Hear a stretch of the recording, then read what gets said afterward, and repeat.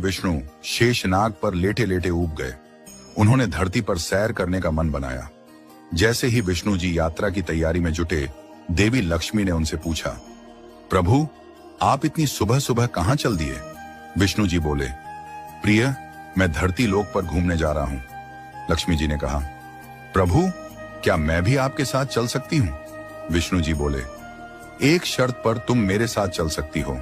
धरती पर पहुंचकर उत्तर दिशा की ओर बिल्कुल मत देखना। लक्ष्मी जी ने वचन दिया। सुबह सुबह मां लक्ष्मी और भगवान विष्णु धरती पर आ पहुंचे।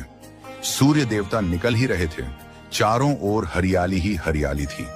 मां लक्ष्मी मंत्र मुग्ध होकर धरती को देख रही थीं और चारों ओर देखते हुए कब उत्तर दिशा की ओर देख लिया उन्हें पता ही नहीं चला।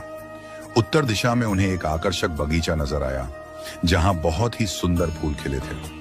मां लक्ष्मी बिना कुछ सोचे समझे उस बगीचे की ओर चल दी और वहां से एक सुंदर फूल तोड़ लाई। लेकिन जैसे ही मां लक्ष्मी वापस भगवान विष्णु के पास लौटी, उन्होंने देखा कि भगवान विष्णु की आंखों में आंसू थे।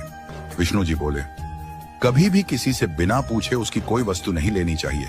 तुमने उस माली के बगीचे से बिना पूछे फूल तोड़ा, ये चोरी के समान है और तुमने अपना वादा भी भंग किया। इसलिए अब तुम्हें 3 वर्षों तक उस माली के यहाँ सेवा करनी होगी।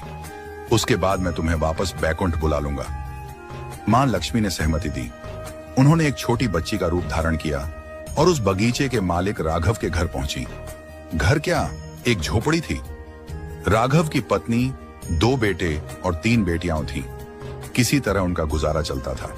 जब मां लक्ष्मी नन्ही बच्ची के रूप में राघव की कुटिया पर पहुंची तो राघव ने पूछा, बेटी तुम कौन हो और यहां क्या कर रही हो? लक्ष्मी जी ने कहा, मेरा नाम विभा है। मेरा इस दुनिया में कोई नहीं है। मैंने कई दिनों से कुछ नहीं खाया है। मुझे कोई काम दे दो। घर का सारा काम कर दूंगी। बस मुझे एक कोने में रहने का आसरा दे दो। राघव बोले, बेटी मैं तो बहुत ही गरीब हूं। मेरी कमाई से घर का खर्च मुश्किल से चलता है।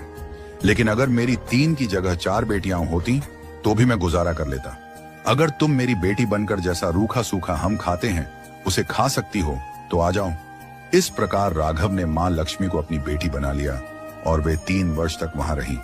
जिस दिन लक्ष्मी जी आई उसी दिन राघव को इतनी आमदनी हुई कि फूल बेचकर उसने एक गाय खरीद ली। धीरे धीरे उसके पास खूब जमीन, धन दौलत हो गई। राघव हमेशा सोचता, मुझे यह सब इस बेटी के आने के बाद ही मिला है। एक दिन जब राघव खेत से लौटा तो उसने देखा कि उसकी बेटी के स्थान पर एक दिव्य देवी खड़ी है, आभूषणों से सजी तेजस्वी रूप में। राघव समझ गया, यह तो स्वयं मां